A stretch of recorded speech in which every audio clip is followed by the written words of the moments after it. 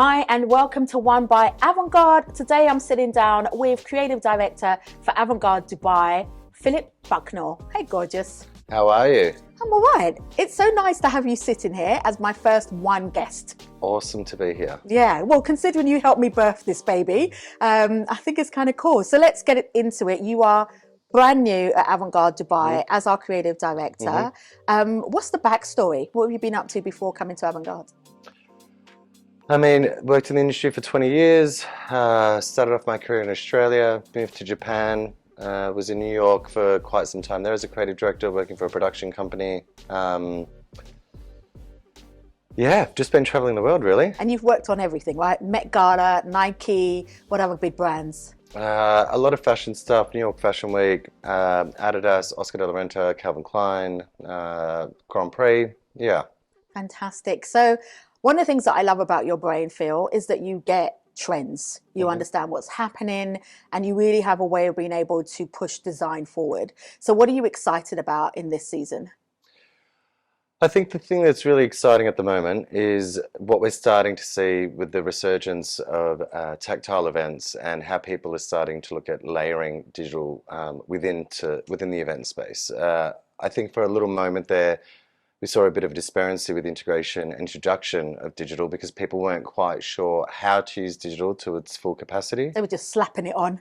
Or just doing a full virtual event and not really. So I think the birth of hybrid events was the first incarnation of that. But what we're now starting to see is how digital is being used as an environmental design component whilst also marrying the tactile component within that space. I so agree with you. I mean, one of the things that you and we talk about all the time is the brand touch points within the events. And when I see your creative brain doing what it does, what I love what you do is that you bring that brand alive creatively. So what does that look like and what are some of the projects you're most proud of within that?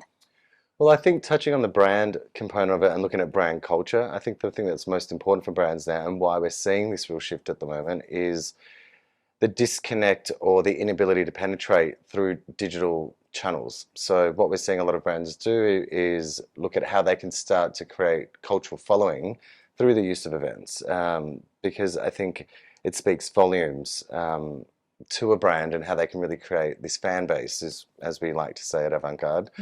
I think a really great example of that was during my time in New York, a friend of mine was staging an event and she initially wanted some help with the event. Soon after she said, you know what, I don't actually need to do that much design stuff at all. And there was a little known talent then called Travis Scott, you know, and so Travis Scott was at the event playing and you went into Soho and there was literally a line that went 3 to 4 blocks down the street. And it just really amplified the importance of these subcultures that we may not necessarily be aware of. But people that have really tuned in or honed into those brands really appreciate it, and therefore we create this true following and this true appreciation of it. So I think that's what we're starting to see a lot of now, and that's also, I guess, a lot of the things that you're doing as well, Kirby, with our influencer program and how we can really create these faces of these brands and how we can really build a community around these events. Yeah, you're absolutely right. I mean, we bounce all the time around branded communities and how we ensure that the event speaks to the authenticity of the community. Absolutely. You recently have obviously done work with the Nikes, the Adidas. You've got a really strong portfolio in the cool kid brands. How are you seeing that they're doing that really well? Because Nike, Adidas, it's like tick, tick, they get it. So what do you observe that they're doing that other creative directors can learn from? I think Adidas and Nike have always been the thought leaders within the realm. Like, I mean, they've always been the innovators. And I think what's really amazing at the moment is how they're blending metaverse and NFTs within their tactile event space. And again, going back to my earlier point, I think that's the really important part of it. I think just recently there was an amazing project that I believe the guys at Unit 8 did where it was this amazing project where you could showcase all of the different, all of your lifestyle within the brand, which was really, really amazing. And I think we're seeing a lot of brands looking to these platforms. I don't quite know if a lot of brands and people in general understand the full capacity of it. And I think they're the nuances of what we're trying to now kind of deviate through. I think the ideas are there, but where we're moving to in terms of how we start to implement those things to create these meaningful experiences is another thing altogether. Yeah, I think you're right. I think the combo of Balenciaga and Fortnite, and the fact that you could buy Balenciaga clothes for your avatar in the metaverse, and then also buy that same jacket in the real store, Absolutely. is a great play on that. But when you get briefs and you're thinking 360, you're thinking digital experiences, you're thinking tactile, and you're thinking brand communities at the heartbeat, what are some of the threads that you're making in your mind when you approach a brief? That was a loaded question, It wasn't it? was, it was. But I know you're good for No, it. look, I think I'm gonna kind of reverse that a little bit. I think a really good example of when I was introduced to NFTs in the world of metaverse, I was a total novice at it. So I was a real skeptic and was just kind of like, I don't get it. It's digital. Like, how do you really make it meaningful? And it was only until my time in Indonesia last year where I really sat down with someone and had a conversation with them where I really understood how we could create this beautiful balance between a virtual slash digital experience versus tactile, simultaneously still having this really amazing objective of it being a sustainable focus and giving back to the real world and community. So the example of this is a group of billionaires have purchased a island in Bali, and as part of the initiative, they wanted to promote sustainability. So in your virtual world, you create your own avatar. You can go into this world, but in the world, you're planting trees and you're adding to the landscape, or you can buy a house, or you can build certain things to build this ecosystem. Uh, Within that, though, what's simultaneously happening in real time is these things are actually being built. So Oh, if love you it. plant a tree in the world, they're actually planting a tree in real time, which you can then actually visit in the real world, which is really amazing. And it's a really beautiful example of how we can still use technology to benefit and to still create these emotional connections. I love it. I know one of the things that I have seen you working on, you're doing it with avant-garde, you've done it historically, is the immersive experience, immersive dining experience. Talk to us about some of the projects that you've done in that realm. So the thing that I love about immersive and the thing that I'm probably most proud of is an experience that I designed called Six. So Six is a an AI that comes to life, and it was based on the idea of six sides of a cube. So, unbeknownst to anyone, what we did with that, which was a pretty scary decision to make at the time, was not allowing people to take their phone into the experience, right? And so, obviously, a big PR no-no in the world that we live in now, and social media no-no.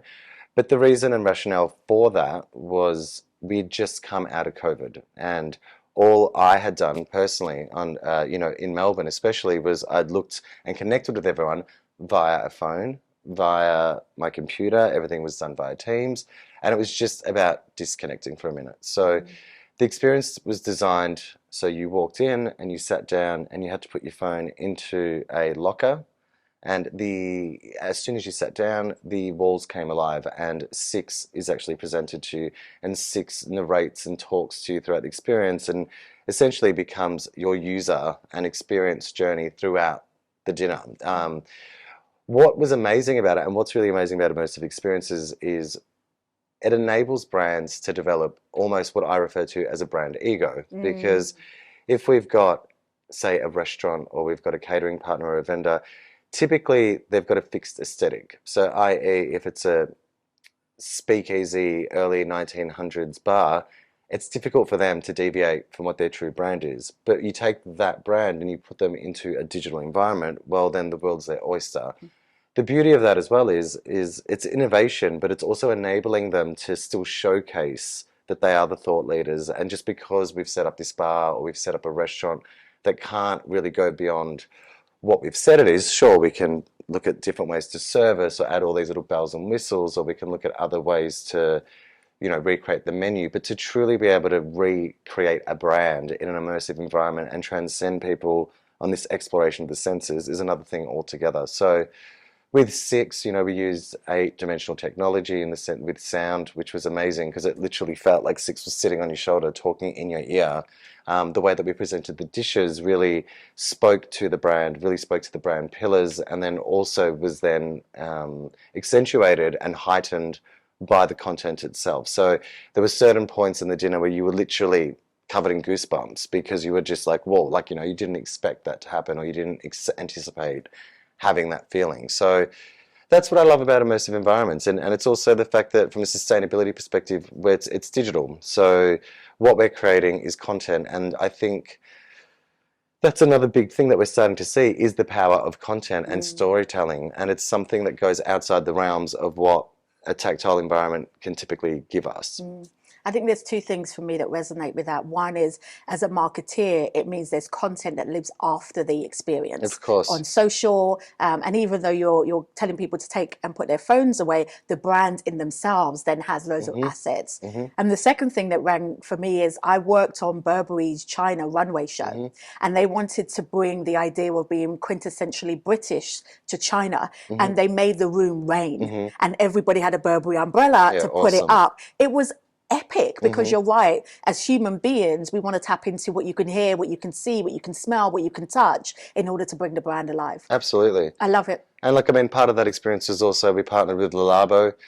They also tuned in with some of the dishes. So again, it was this full sensorial experience. So, and look, and I think that's what's really beautiful about where we're going right now is, there's a lot of buzz around the metaverse and there's a lot of buzz about NFTs. But to my point earlier, I don't think we've quite mustered how to implement those things correctly. And I think, again, the biggest thing that's come out of COVID is we're human, right? So whether or not we want to strip away these human traits of ours and say, we don't need to connect, we don't need to do this, I think is a bit of a lie, right? So at the end of the day, I don't think it's about segregating or ostracizing either one of these things. It's about how do we make these two things work harmoniously. So it's interesting because pre-COVID, I really felt that there was this massive push for digital, and we as a society and within the event space particularly, we just went straight there. It was all about how do we create digital? How do we create digital?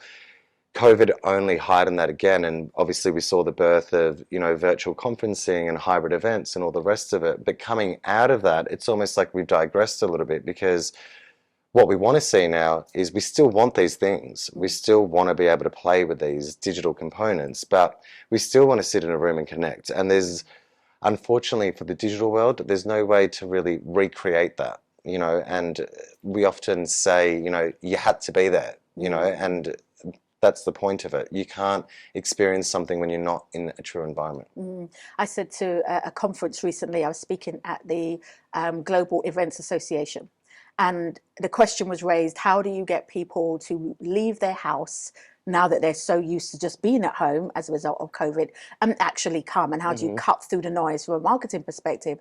And I said, you've got to give them added value. If I'm coming just because you are X retail brand, right, I can do all of that at home. And so I think what I love about what you're saying is using digital to provide that added value, to provide that added experience. Digital is a beautiful thing, like there's so many things that we can do with digital, but digital is also this, it's what part of digital are we talking about? Because there's digital in the sense of online platforms, there's digital in the sense of looking at it from a social media share, there's digital in the sense of technology, and then there's digital in the sense of how we connect and how we can create these amazing moments. I think the trickery of it is it's the balancing act of it, and it's how do we balance all these beautiful things so they can work together. And when we start to see these layers and these layered multidisciplinary concepts coming together, that's when we really start to get these beautiful immersive environments happening. It's not enough, I don't think anymore, anyway, on a personal level, to walk in an event and just have furniture there, right? Like we need more than that. Well, it's to your point of storytelling, isn't it? It's storytelling, but the world is a far more intelligent place now. We've got access to so much information and there's so much shareability that it's almost expected as well, right?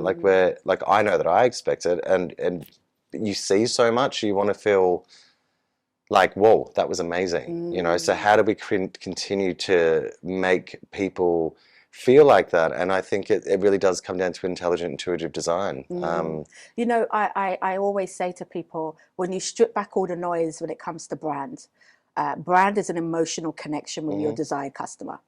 It's an emotional connection. And I think to create a phenomenal brand experiences, to your exact point, what emotion are you trying to leave people with? What emotion are you trying to conjure up? And it might not be a wow moment, right? It might be a moment. Yeah. Like maybe your audience just need to excel, you know? Well, it's the objective. And I think that's the biggest part of it, is understanding the brief. Like, what are we actually trying to achieve? And I think there's a million designers in the world that could go and create a really beautiful space. But is it a space that's memorable? Is it a space that people are like, I've never seen that before, I've never experienced that before? And I think that's really where avant-garde's moving, and really what we're trying to do now is really create these experiences that people feel almost perplexed when they've walked out and just, I did not expect that, you know? And I feel like our clients are intelligent enough and are in touch with all of these elements, and they want that. And I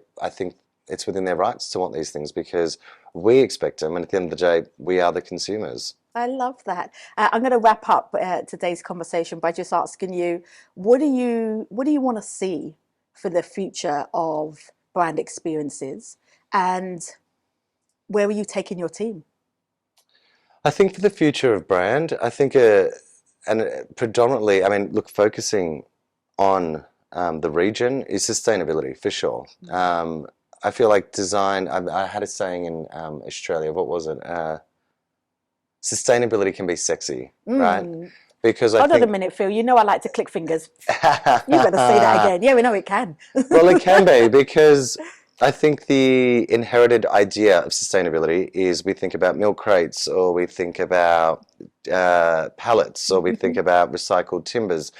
But the reality of it is there are sustainable options out there. And I think with where we're moving and how we're moving, we need to be more conscious of it. And I think we can get there as an organization and as society at whole. I don't think we've got a choice anymore. And I think where I'm taking the team is, of course, integrating this idea of it, but also I think the ethos needs to be, if I was that person, if I'm attending that event, would you walk away and say that was amazing? And if the answer is no, then no. Like Then the answer is no, Then the right? answer's no. Yeah. So I think for our team, it's really about understanding the market, understanding what it is that we need to do to ensure that our clients always feel like they're at the forefront of, I don't want to use the word innovation, because I hate the word innovation, but I think the two words that I want to say are authentic and original, because I think authenticity is what really strengthens brands. So it's the authenticity of, you know, any luxury brand that we see, which is why we look at those brands and say, that is Fendi, that is Cartier, that is Adidas. It's the authenticity and it's the culture behind it. And I think that's really where we need to start to move towards. Amazing. Well, thank you for your time hanging out. Thank you. It's been good. Thank you. I love it.